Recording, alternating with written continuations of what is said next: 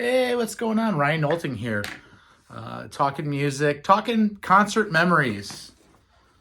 30 years ago, this year, 1992 concert memories. And I'm going to give you kind of my top 10 or so concerts of that year. No particular order. I saw Peter Frampton in March, on the 28th of March, 1992 at a club. Okay. He's kind of coming off of the 80s that weren't very kind to him, and he's still in a club. He's still got the long hair. He's still got Bob Mayo on the keyboards. And to see him in a rock club called Mississippi Nights in St. Louis, it was incredible. Basically play the entire Frampton Comes Alive album.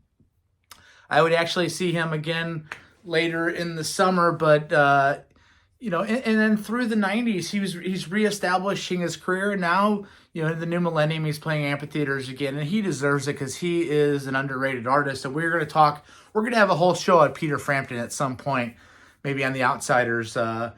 Eric Clapton. I was in college at Ole Miss. We drove up to Memphis to the Pyramid, and we saw Eric Clapton in April of 92. We drank the entire way up. One of the guys in our crew slept the entire show. Seeing him do White Room, seeing the power of this iconic guitar player. This is prior to the Unplugged. Tears in Heaven was actually out. I want to say it was even charting at that time, but it wasn't this huge renaissance quite yet of Clapton. He still had longer hair. He didn't button it down with the Unplugged yet, or it hadn't been released. Eric Clapton at the Pyramid in Memphis. Saw Rush for the first time in 92. Metal Church opened up. This is on the Roll the Bones album or tour. Just one of the great bands of all time. Seeing Neil Peart play drums and the solo, and Tom Sawyer and all the classic songs that they played that night. Metal Church was interesting. I didn't know who they were. I think Suicidal Tendencies might have also been on the bill, but I missed that. I guess we were late.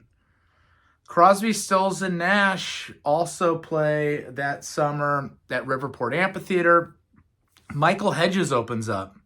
Michael Hedges is he's on my top 50 guitar list. By the way, subscribe to my channel, Ryan Nolting's World of Music.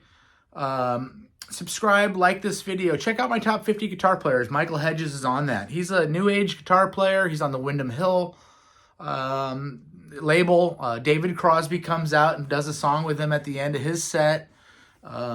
Just an acoustic player with pitch harmonics and different stylings. Michael Hedges, check it out. I finally see Santana in 92. And a band that I'd never heard of, Phish, opens up the show. And it was during the day, in the middle of August. The days are long, and Phish played all the way through the daylight. Phish came out and jammed with Santana later. More of a vocal jam where they're making, vocal sounds while Santana's playing. And it was just bizarre. I mean, again, I would very soon after get huge into Phish, and we'll talk about Phish. Trey Anastasio makes my top 50 list. Spoiler alert. So does Santana, of course. Neil Young solo. So again, I'm down at Ole Miss. I have a girlfriend back in St. Louis. We kind of break up, and I drive from Ole Miss 5 hours the night on a Sunday night to see Neil Young, who at this point is my favorite, and still my favorite artist probably. Just solo with an acoustic guitar, third row center at a huge amphitheater called Riverport, which is still there. I hear the song Harvest Moon about 3 months before the album's released, and I'm like, what is this new music? This is incredible. He sits down and does After the Gold Rush on a pipe organ. He plays all of his classic songs. I had seen him a year before with the Crazy Horse, and I was longing to see these acoustic songs done so well. I went by myself, and I drove back that night to Ole Miss, got in at about 6 o'clock in the morning or 5 o'clock in the morning. When you're young, you can pull that off. When you're 19, you can drive up, back, same day, go by yourself. U2 at Busch Stadium in downtown St. Louis on the Zoo TV tour.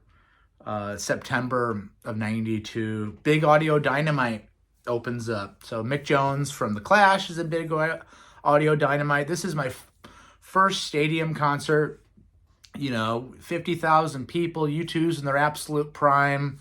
Bono's got his sunglass goggle thing going on for the first time. Achtung Baby is just an amazing record.